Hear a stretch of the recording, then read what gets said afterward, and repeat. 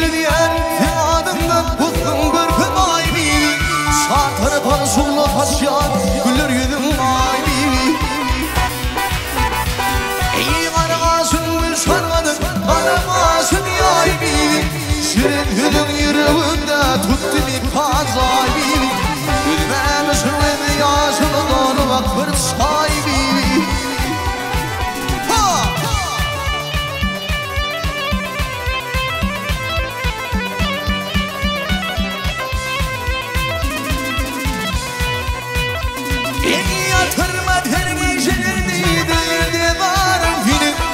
Çıktım da ayınlarda bir film varım film. Hiç girmeklik mümkün nedir korkulu bağım film. Korkurum o Rabbim usurdu varmayın ağrım film. O soydu filmin ne yoktur onu bile kulbibi. Vaksana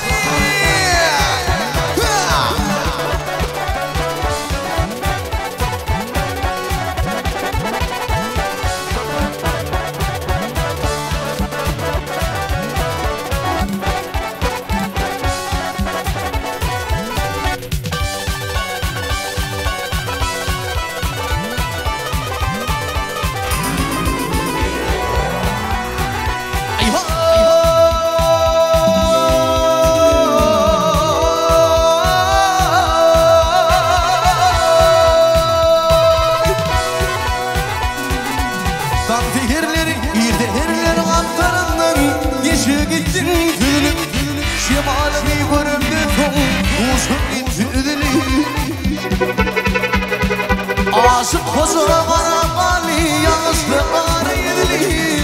Ara verdin gidebilimin turku tupan aybi.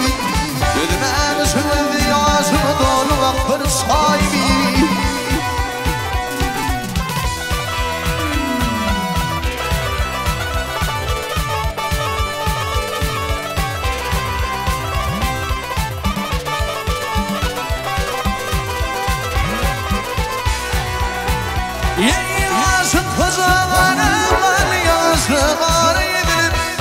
Aramırdın gidebilmin turku tutan aybi. Dülmen sürüldü yaşın dolu akır sahibi.